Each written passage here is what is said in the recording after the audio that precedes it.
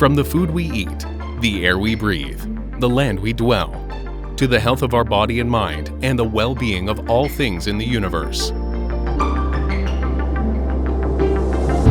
Unlock the science with Chula Radio Plus. They are very, very tiny substances. They are so small that they can barely be seen with naked eyes in the environment. They are all around us, in the food we eat, the water we drink, and the air we breathe. But because of the intensiveness of their contamination in the environment, they can do harms to both our health and our world. They are microplastics. I'm Lawan Jirasuraded, and this is Unlock the Science. Microplastics are residues of massive amount of plastic trash that we throw away every day. They eventually break down into trillions of microscopic pieces and scatter all over the earth, from up in the atmosphere to the deepest depth of the ocean. They even find their way into our body. This is one of the most critical environmental issues of our time. According to the United States National Oceanic and Atmospheric Administration and the European Chemicals Agency, microplastics are defined as fragments of any types of plastic that are less than 5 millimeters in length, or about the size of a sesame seed. Microplastics do not just come from the breaking down into small pieces of plastic materials, such as plastic bags or plastic containers, but they are also generated from plastic microbeads containing many kinds of skincare or healthcare products. Despite of its extremely small size, the current volume of microplastic in the environment, especially in the ocean, is worrisome, as they can endanger the ecosystems and contaminate our food chain. A study on global inventory of marine microplastics, published on Environmental Research Letters, an open access journal published online, estimated that the accumulated amount of microplastic particles that were floating around in the ocean in 2014 ranged from 15 to 51 trillion particles, weighing up to 236,000 tons. It has been reported in many studies that microplastic in the oceans are being consumed by some 700 aquatic species. According to a report by National Geographic, many animals such as anchovies and seabirds mistakenly eat plastic as food. And when they are preyed upon by predators, those microplastics are passed down into the food chain. In many cases, they end up in our dishes. Ingesting microplastics can be very harmful to animals as well as humans due to physical and chemical toxicity of microplastics. A team of researchers at University of Catania in Italy also reported that microplastic fragments were also found in some fruit and vegetables. Another joint study by Incheon National University in South Korea and Greenpeace discovered that 90% of salt in South Korea markets contain up to 17.2 grams of microplastic per 1 kilogram of salt.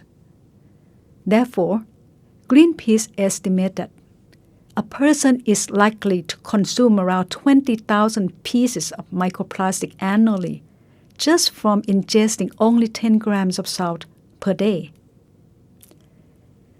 A study on health impacts of microplastics, published in the September 2018 issue of Current Environmental Health Reports, another open access online journal, said that microplastics contain not only chemicals from their manufacturing process, but also absorb other toxins from their surrounding environment. Our air is also found to be contaminated with microplastic particles. Plastic particles could remain in the air for almost 7 days, allowing them to be diffused over a long distance with the wind. Although the impacts of microplastic to human health is not yet fully understood, it is highly possible that they can cause a range of health problems, such as inflammatory responses in tissues, cancer, and infertility. Unlock the Science reporter Sujitra Vassanadumrongdee talked to Associate Professor Dr. Suchana Chavanich, a marine biologist at Faculty of Science, Chulalongkorn University, to help us understand more about the threats from microplastic to our environment and our health. What are the impacts of microplastic to marine ecosystem? Well, actually, right now, scientists have found that microplastic can be found not only in the water, but also in the sediment in the sea. And also some marine animals have been eating this accidentally. So we can see now marine ecosystems have been contaminated by this microplastic. In terms of the impact, there are some studies showing that some animals, for example, small shrimp, crab, fish, this microplastic can have effect to their growth rate, how they will mold. And also microplastic can have effects to their reproduction. For example, their eggs would be smaller or bigger. For the fish, there's some studies showing that microplastic can cause the tumor in the gut of the fish. This is the example. And do you think are there any species that are more vulnerable to microplastic than the others? Well, when we're talking about the plastic pollution, it can be either microplastic, which is smaller than 5 millimeter, right? And also the macroplastic. They're all what we call, plastic pollution. For the microplastic, unfortunately, because they are too small to see, so usually they can be eaten by any marine animal when those animals open their mouth. So definitely the microplastic can get in their bodies. But for the large plastic, some animals are more vulnerable. For example, sea turtle, they love to eat jellyfish. So when they see the plastic bag floating in the water in the ocean, they thought it was jellyfish and they eat it. And that caused some problem later. So actually the researchers suggest that more than 52% of the world's turtles have been eaten plastic waste. And more than 1 million of marine animals, including the turtle, the fish, the shark, the bird, or whales, they are killed each year because of the plastic in the ocean. So we can say that marine plastic pollution is killing some species off. Is that correct? Yeah, because actually, when you found, those marine animal strand on the beach, and a lot of time when scientists open their stomach, they will find some sort of the plastic, either the big plastic bag or the small one or other material that made of the plastic. That is the effect of the big one, the big plastic that blocked into their system. Is it correct? And what about the effect of microplastic that we have seen on our food? Actually, in our laboratory, the Department of Marine Science, Faculty of Science, we found microplastic in many marine animals that we consider is a food, seafood. For example, fish, shrimps, oyster, mussels, and actually, the rate of the contamination, you would not believe, is more than 90% of the animal that we select and look at the microplastic. And it's not just only the seafood that we eat. One of the faculty at the Environmental Institute at Chulalongkorn University, he found that microplastic also contaminate in a salt, the salt that we usually put in the food that we cook.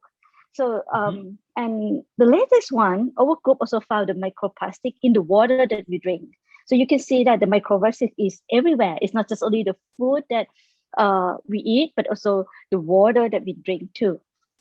Is it correct that in the water there are also microplastic floating in it too? Yeah. We found it. Actually, we did some investigation on that. And is there any health issue that we should concern if we consume microplastic?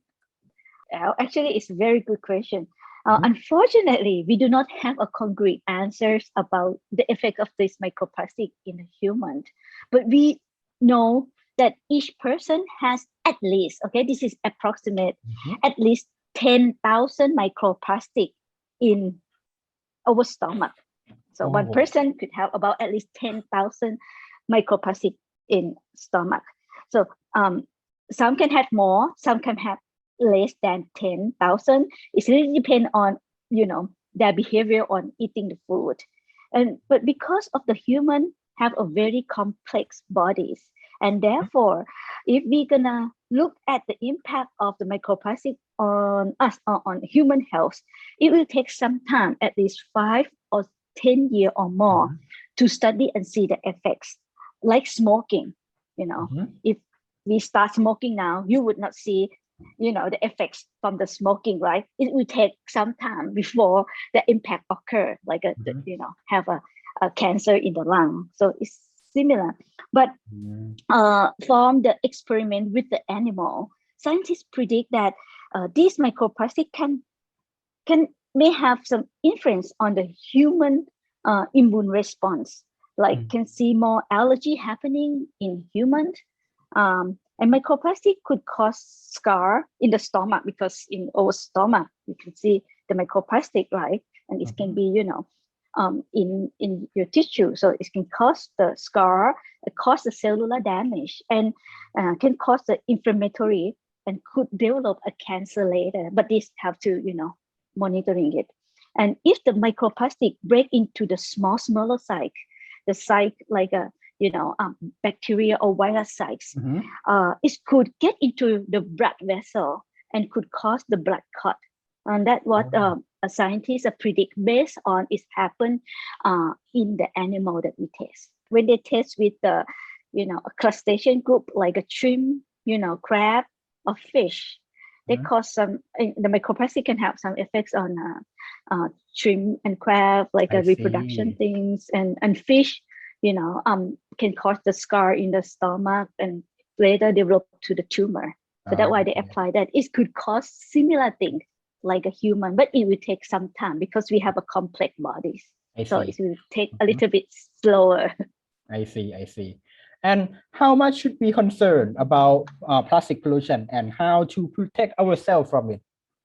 I think we should be aware of it, that, is real and is happening and we now eating it. But I would not recommend that we should be afraid too much. Now, microplastic can be found in the water that we drink. It can be found in the air that we are breathing now. Okay, and it also can be found definitely on the food that we eat. So I do not think that we can avoid it. But this is good to be aware and try to choose not to eat or drink the things that have high contamination of the microplastic. That's what I suggest. We will take a short break now. You are listening to Unlock the Science on Chula Radio Plus. Microplastic come from a variety of sources. Apparently, plastic debris from land that degrades into smaller and smaller pieces in the environment is the primary origin of microplastic that are contaminate oceans, lakes, and rivers. A report published in Science magazine in 2015 calculated that around 4.8 to 12.7 million tons of our discarded plastic waste enter the oceans from land annually. Though microplastics are widely dispersed in the world's oceans, there are some hotspots that are the major polluters. Thailand is among the top 10 of the countries that dump the largest amount of plastic into the oceans due to its high plastic consumption and poor waste management. According to Thailand's Pollution Control Department, most of the country's collected solid waste is dumped in landfills or incinerated, and poor waste management in landfills causes waste leakage into waterways, eventually leading into the oceans. In addition, the United States National Oceanic and Atmospheric Administration has highlighted that the polyethylene plastic microbeads, which are commonly added as exfoliant in health and beauty products, such as cleansers and toothpaste, are another major source of microplastic in the oceans. Plastic microbeads, such as those contained in facial or body scrub, are of tiny size. Therefore, they can easily pass through water filtering systems and then end up in natural waterways. Unlock the Science reporter Prof. Sujitra Vassanadumrongdee talked to Dr. Sujitra Vassanadumrongdee, senior researcher at Environmental Research Institute, Chulalongkorn University, who leads the key waste management project of the university known as Chula Zero Waste, on how Thailand could handle its severe plastic waste problem. Thailand is one of the largest contributors of plastic pollution to the sea. Why is that? What is the Thailand problem with waste management? Thailand is among the top producers and exporters of plastics. So we are land of plastic. There, the report said that the average of per capita plastic waste generation in Thailand is about 74 kilograms per capita per year. So it's compared to the world average, it's just 29 kilograms per capita per year. So I triple of the world average use. We have plastic waste in municipal solid waste about 2 million tons, and we could get for recycle just 17% up to 25%. Maximum is about 25%. So just 1/4 of plastic waste had been recycled. The rest go to dump sites and leakage to the environment, including the ocean. So that's the problem. And how do you think the authority should improve our plastic waste management and solve marine plastic pollution? There are many policy instruments that we should adopt. Besides that, we talk about the ban, right? Yeah. Actually, better than banning the single plastic, we should change people behavior by charging or putting the price on the single plastics. For example, if we want to get the plastic bag from the coffee shop, we need to pay. So if there is some kind of economic instrument that have been used in many countries, consumer will change their behavior. Everyone don't want to pay, right? For the bags or the cups. So automatically they will, eventually they will adjust their behavior and will bring their own cups or their own bag to the shops instead because they want to pay. You cannot ban the products if you don't have a substitute. We need more responsibility from producers to change their packaging design, make all packagings and all products to be reusable or recyclable. So in that case, it will help a lot for us to segregate waste and can send the waste for recycling instead of energy recovery. For the role of the producer, other countries, they implement the principle of extended producer responsibility or EPR. So we can adopt that principle as well, starting for voluntary EPR scheme led by producers, especially for brand owners to take the lead. And later on, we can draft and develop a mandatory EPR scheme that have to be have the legal backup for it. So eventually, we need a new laws to promote circular economy as a way to improve our waste system as well. And on the personal level, what should we do to help solve plastic pollution, especially during COVID-19 pandemic that we use a lot of plastic bag and single plastic? So We always follow the 3R's principle: reduce, reuse, recycle, right? It's like Thai people know how or have heard about 3R principles. They learn, but they never practice. So I really encourage everyone to do the action. And I heard that you are in charge of the project Chula Zero Waste. Could you please share your experience on this project and what is the challenge that you have faced during this project? Chula Zero Waste program is a big project. It's a 5-year action plan that we aim to reduce the residual waste that's sent for disposal as much as possible. So we use the concept of zero waste approach.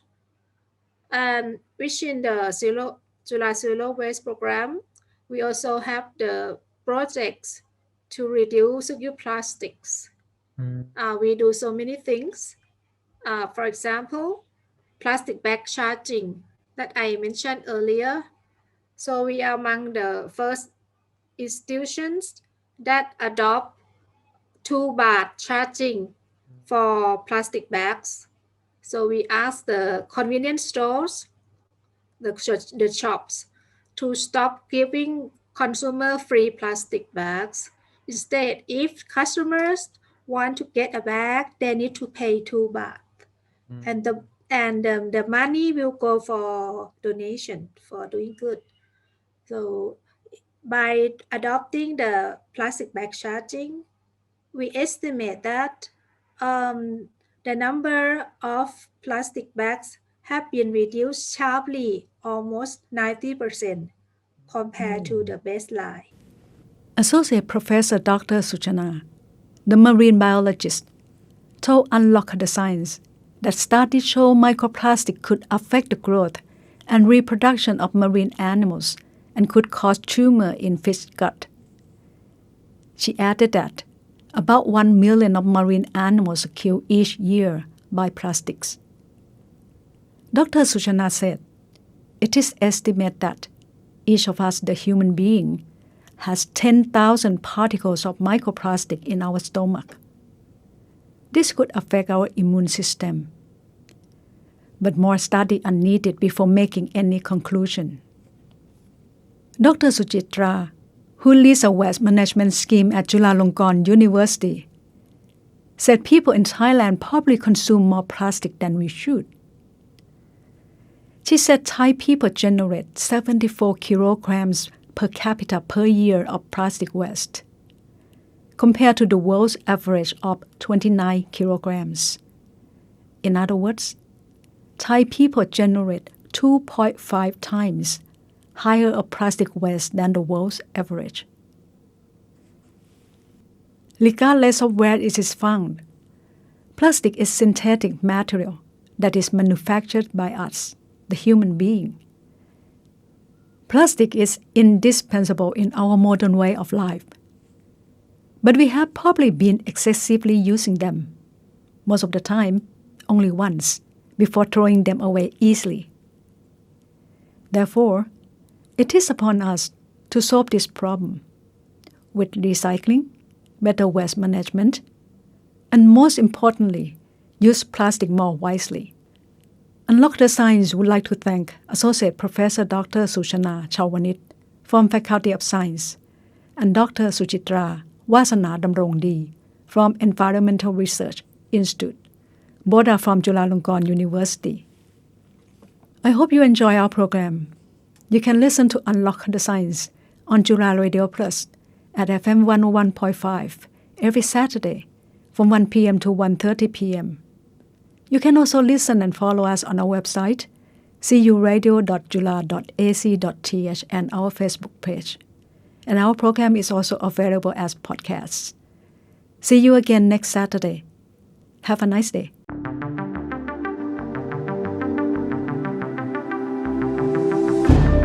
Unlock the Science is edited and produced by Sinfa Tunsarawut with Lawan Jirasuradet as the program host and co-producer.